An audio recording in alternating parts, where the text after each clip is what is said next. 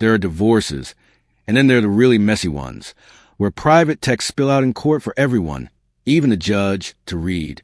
Steve Burton just went through that second kind of day, and honestly, that alone should tell you just how tangled this situation has gone behind closed doors. Before I even get into the details, I want to know, do you think texts between exes should show up as evidence in a custody case? Let me know in the comments, because it's the sort of thing that's bound to make you pick a side. Also, if you live for stories like this, go on and tap that like button. Because trust me, we're just getting started. Steve Burton.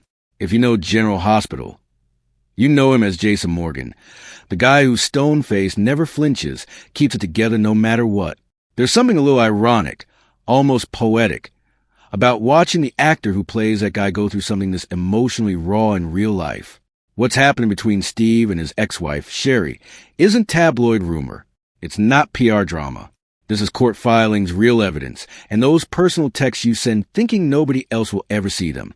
Let me back up and paint the full picture, because the details matter here. Steve and Sheree Burton were married for 23 years. Yeah, 23. They have 3 kids together, McKenna, Jack, and their youngest, Brooklyn, who's just 11 now. Then, in May 2022, Sheree announced she was pregnant, and the baby wasn't Steve's. Steve said he and Sheree had already separated at that point, but still, that's the moment everything ended for good. No shouty drama or messy press. Just over. Fast forward to December 2023, they figure out a formal divorce settlement.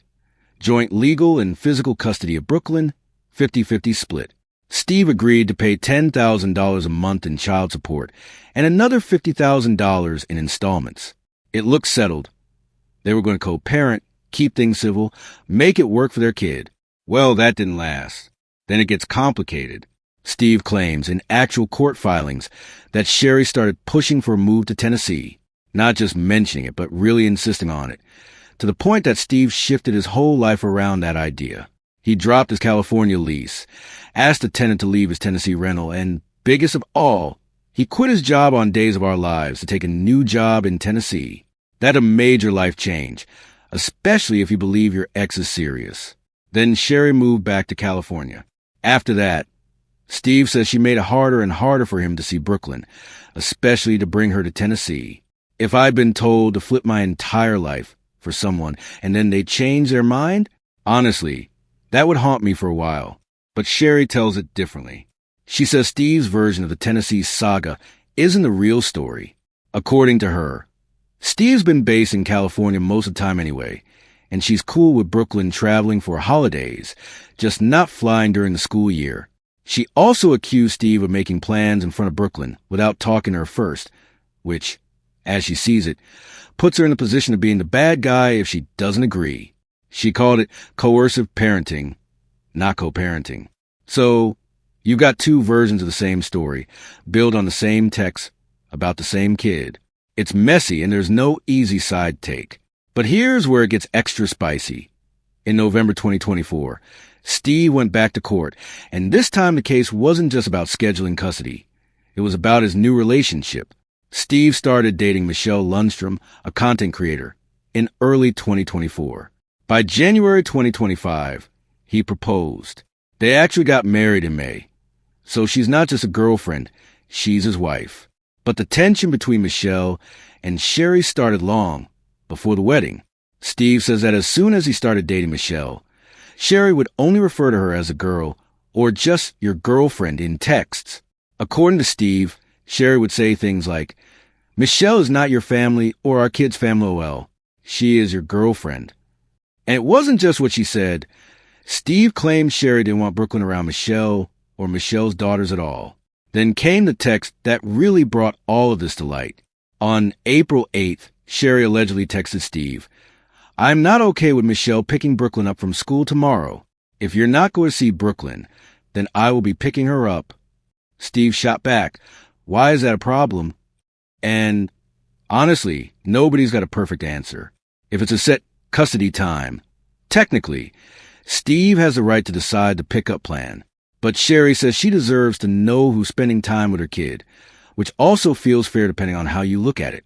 Steve's lawyers argue that Sheree's trying to control something that's not hers to control, and the court actually agreed with him. On May 12, 2025, a judge gave Steve extra custodial time that Sheree had been holding back. That's a big deal. It's not just legal nitpicking.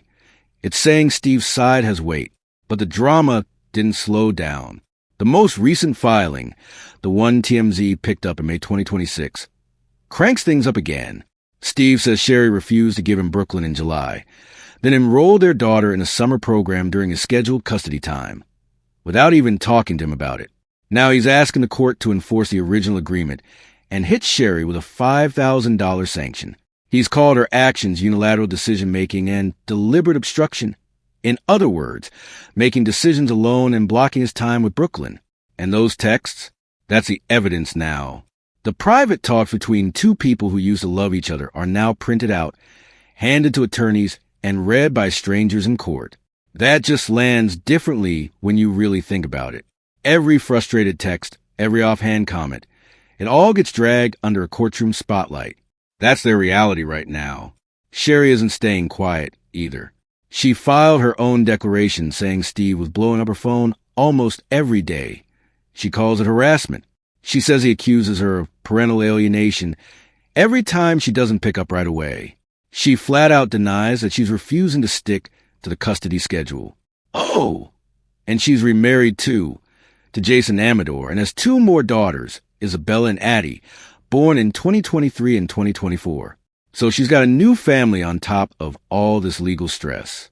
Still, my mind keeps coming back to Brooklyn, 11 years old, watching two parents fight, each one swearing they're doing what's best for her, each one stockpiling texts to prove their side. Brooklyn's just in a school, just getting picked up, or not, maybe taken to Tennessee, maybe not. Meanwhile, she's hearing grown-ups talk about court dates, lawyers, who gets her on which weekend. There's no villain here, just people caught in a mess. Both Steve and Sheree have their lawyers working overtime to spin it all their way. And honestly, the truth probably lives somewhere between their stories. What's absolutely clear is that a divorce that looks settled on paper in December 2023 still isn't. Because co-parenting isn't just about paperwork. It's about all the unpredictable, real-life stuff that comes after. And with Steve heading back to General Hospital this summer as Jason Morgan, he's about to be front and center in entertainment news, even as his private life stays complicated and painfully public. That's a heavy load. You know what gets me about this story? It's not just the drama. It's how text messages, the private stuff you jot out in a rush, suddenly become public record. Most people don't think about that. You're sending a text about pickup times. You never picture a judge reading it out loud. But in family court, every one of those moments piles up and becomes evidence. The story other people use to decide what kind of parent you are. So now, Steve Burton's texts are evidence. Sheree's too.